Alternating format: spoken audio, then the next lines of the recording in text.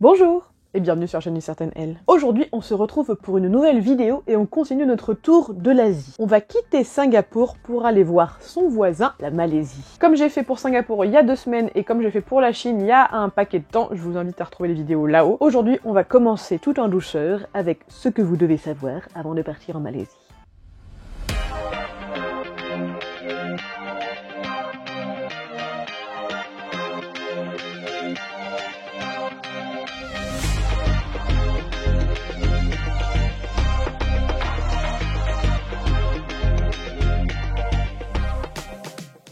Bon alors, comme d'habitude, petit disclaimer, je suis allée en Malaisie 2 semaines, je n'ai pas rencontré tous les Malaisiens, je ne suis pas allée partout, donc mon expérience sera peut-être très différente de la vôtre. Ici, c'est juste d'un point de vue de Français habitués aux habitudes de la France, et c'est juste en gros pour que, comme ça, si vous partez là-bas, et ben il y a des choses, vous saurez à quoi vous attendre. À prendre avec des pincettes, c'est mon expérience, et je vous la partage pour vous aider à passer un meilleur moment quand vous serez en Malaisie. Alors, la première chose que vous devez savoir sur la Malaisie, c'est que c'est un pays très bizarre. En fait, la Malaisie est un pays qui a vu passer beaucoup de populations différentes et toujours aujourd'hui, c'est un pays qui est composé de 3 ethnies majoritaires. Vous avez d'abord les Malais, qui sont donc les indigènes qui étaient là dès le départ, donc les Malais. Ensuite, vous avez les Chinois qui viennent surtout du Fujian, surtout du sud de la Chine. Et vous avez des Indiens qui viennent, je ne sais pas où exactement, en Inde. Ces 3 populations vivent ensemble, parlent le malais et parlent anglais, puisque ce sont les 2 langues officielles si je ne me trompe pas. Et s'entendent très bien. Alors que dans les faits, ils ont énormément de différences. Les Malaisiens, enfin les Malais, par la Constitution, sont tous déclarés comme musulmans. Les Chinois, bah, ils sont pas très religieux, il y a un peu du bouddhisme et tout, mais vraiment la religion c'est pas trop ça. Et les Indiens, ils sont très hindous, la plupart de ceux qui sont là-bas. Donc déjà, en termes de religion, logiquement ça marche pas, mais après oui, tout le monde s'en sort. Aussi en termes d'habillement, j'en parlerai un peu plus tout à l'heure, les Malais étant musulmans assez pratiquants, il y a beaucoup plus de voiles, beaucoup moins de corps à montrer, enfin qui se montrent surtout chez les femmes, alors que les Chinoises, elles se trimballent en mini-jupe, en mini-short. Bon, elles montent pas trop là parce que ça reste l'Asie, ils aiment pas trop montrer tout ce qui est zone poitrine, mais alors les jambes, ça se balade sans problème. Et puis les Indiennes ou les Indiens, ils sont un peu entre les deux selon leurs croyances à eux. Pareil en termes de nourriture, du coup vous avez la nourriture de partout, j'en parlerai un petit peu aussi tout à l'heure. Donc c'est un pays qui logiquement ne devrait pas fonctionner mais qui fonctionne. Si j'ai bien compris en fait ce qui s'est passé, c'est que justement ils ont vraiment décidé de créer un pays, enfin quand la Malaisie a été créée officiellement, ils ont vraiment décidé de justement de pas se battre entre ethnies, de trouver des points communs. Il faut savoir aussi qu'en Malaisie, la plupart du pouvoir économique est tenu par les Chinois, enfin les gens d'origine chinoise, et du coup il y a pas mal de discrimination positive envers les Malais pour que les Malais puissent être au même niveau, enfin en gros qu'il n'y ait pas justement de guerre à ranger entre les Malais et les gens d'origine chinoise. Et puis les Indiens, eux, ils se baladent un peu au milieu, pour eux ça a l'air d'aller plutôt bien. C'est des communautés qui se mélangent et qui se mélangent pas trop, ça dépend des endroits, mais ça marche bien. Bon, on parle de religion ou de nourriture d'abord?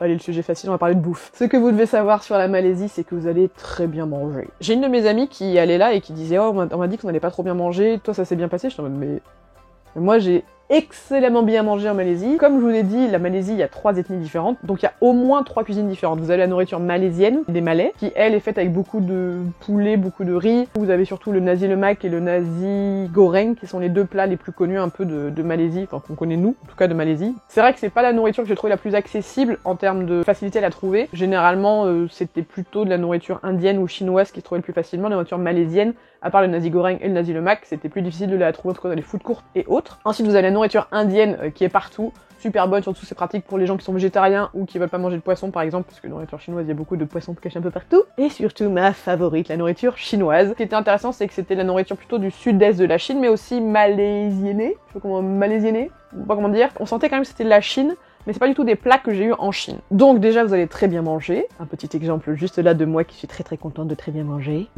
Hello les people, alors nous sommes bien arrivés à Ipoh. Et là du coup on est venu pour dîner, on s'est téléporté en Chine. Je suis au 7e ciel. Comme mon estomac est joué aussi. On a fait Singapour, on a fait l'Inde avec Little India, on a fait la Malaisie. Et maintenant on fait la Chine. Voilà, on voyage beaucoup en fait. Ouais, de ouf. On voyage beaucoup avec un seul billet d'avion, c'est quand même beau. Mais surtout en Malaisie, ils aiment beaucoup les food courts. Et les food courts, c'est quelque chose de très sympathique quand justement on n'a pas forcément envie de tous manger la même chose. Au cas où vous sachiez pas, les food courts, c'est quand vous avez plein de petits restaurants côte à côte avec une grande salle au milieu où vous pouvez vous asseoir pour manger en gros ce que vous voulez. Le seul problème des food courts, quand on est une personne comme moi qui aime tout manger, eh bien je vous montre en image. Je suis à Kuala Lumpur, il est à peu près 1h15. Je suis face à un problème existentiel. J'ai très faim. Nous sommes dans un food court et je veux tout manger. Tout est chinois, tout a l'air incroyablement bon, ça sent bon, je vous dis même pas comment. ça sent si bon. Je sais pas quoi faire. Je veux tout manger. Tout ça pour vous dire que normalement vous allez très bien manger en Malaisie et que ça coûte vraiment que dalle. C'est vraiment très très peu cher la nourriture en Malaisie. Enfin en fait vivre en Malaisie globalement coûte très peu cher. La location des logements très peu cher, la nourriture vraiment pas grand chose. Je crois qu'un des trucs qu'on a payé le plus cher c'était genre un indien où on s'est dit vas-y on explose le budget, on est à 5-6 € par personne. Donc vous allez manger très peu cher et très très bon. Maintenant, le sujet un peu plus compliqué, la religion. Donc, comme je vous disais, dans la constitution malaisienne, il est écrit que tous les Malais sont musulmans. J'étais déjà allée en Malaisie en 2015 et je me souvenais vraiment que, effectivement, toutes les femmes devaient être voilées. Alors, c'était juste un voile, il n'y avait pas du tout de burqa. Il n'y avait pas du tout, vous savez, des comme ça, mais c'était vraiment juste le voile. Par contre, effectivement, il fallait pas montrer tellement ses bras, il fallait bien vraiment voiler.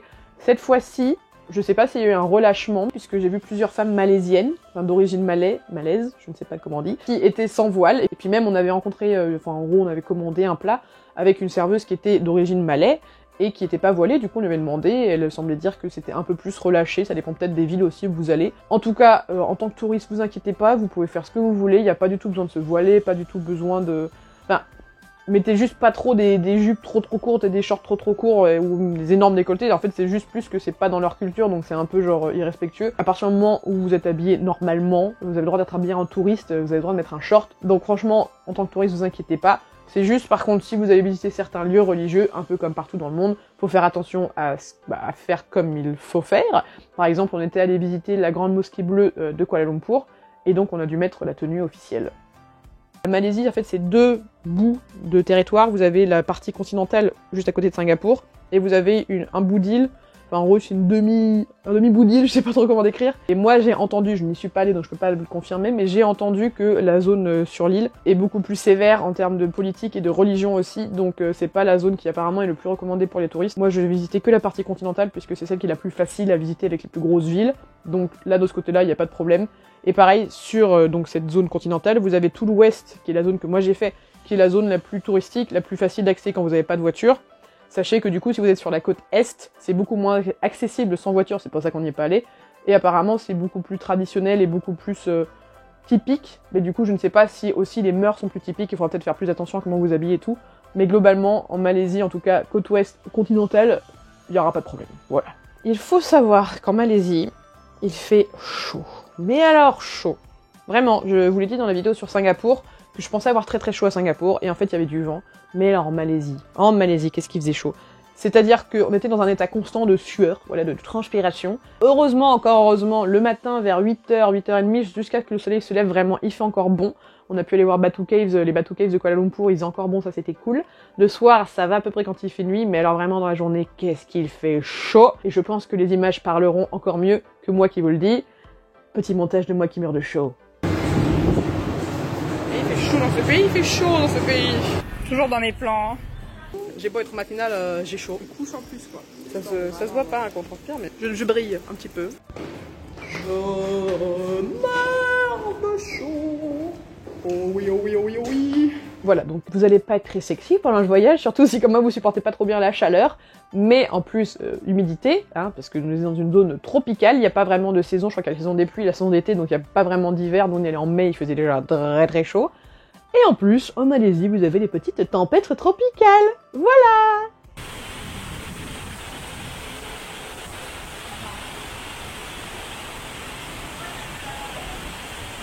Et le plus fou, c'est qu'à Singapour, justement, je m'étais tapé une tempête tropicale quand j'étais à Universal Studios Singapour, que vous pouvez retrouver là la petite vidéo. Il faisait vachement meilleur après, c'était trop bien. Mais là, on s'est tapé cette tempête sur la tête, mais il faisait toujours aussi chaud après. Hein. Mais du coup, ça sert à... Genre, normalement, quand il pleut, il fait meilleur. Qu'est-ce que c'est que cette histoire? Voilà, donc vraiment la Malaisie, il fait très chaud. Vous pouvez quand même visiter, enfin, vous n'allez pas non plus mourir. Hein. J'ai survécu, donc je n'aime pas la chaleur, mais juste sachez qu'il fait très très chaud et humide, et que vous allez suer et prendre plein de douches. Alors un petit point pratique, qui est pratique surtout pour nous occidentaux si on part en Malaisie, les Malaisiens parlent très bien anglais. Si j'ai bien compris, c'est une des langues officielles, ou même si ce n'est pas le cas, en fait ils parlent tous globalement très bien anglais. Il y en a qui parlent très très très bien, il y en a qui parlent plutôt bien. C'est un des pays d'Asie en tout cas que j'ai visité moi, où les gens parlaient le mieux anglais, donc ça vraiment c'est très pratique. Et au passage, les Malaisiens sont globalement très très gentils et accueillants. Franchement, on a eu des très bonnes expériences de gens qui étaient plutôt curieux de parler avec nous, qui étaient contents d'échanger. Je suis partie là-bas avec deux de mes très bonnes amies, et en fait, on s'est jamais senti en danger. On se regardait, parfois on se sentait un peu regardé, mais vraiment ça arrivait très rarement. Il n'y avait pas du tout de reluquage en mode des blanches habillées en short. Et globalement, voilà, on rentrait tard le soir. Enfin, franchement, un pays où on se sentait très safe et on s'est senti très bien accueillis. Voilà, donc ça c'est cool, mais c'est bon à savoir. Petit point transport, deux choses. Déjà, les Malaisiens conduisent à gauche, puisqu'ils ont été colonisés pendant longtemps par les Anglais, donc ils conduisent à gauche. Faites attention pour quand vous êtes traversé. Mais surtout, deuxième point, si vous prenez le bus, le métro, le train, comme nous on l'a fait, eh bien, prévoyez une bonne veste, hein, parce que purée, qu'est-ce qui fait froid là-dedans. Double, triple protection contre la clim. Voilà. J'ai pris une trop petite veste. Voilà, prévoyez vraiment une vraie veste, parce que dehors il fait 45 degrés, 35 degrés humide. Mais dans les trains, dans les bus, ouais, plutôt 20, 17, 20. Donc vraiment frais. Voilà, c'est fini pour aujourd'hui. Si vous avez d'autres questions ou si vous avez d'autres choses qui vous ont choqué sur la Malaisie, n'hésitez pas à me le dire en commentaire. Sinon, nous, on se retrouve dans 2 semaines. Normalement, je vais vous faire une vidéo justement sur comment aller de Singapour à la Malaisie sans avion. Parce que c'est pas si compliqué. Et si vous faites la Malaisie, autant faire Singapour ou inversement, parce que c'est très facile d'accéder aux 2 pays. Je vous souhaite une excellente journée, un bon week-end, et on se retrouve dans 2 semaines. Il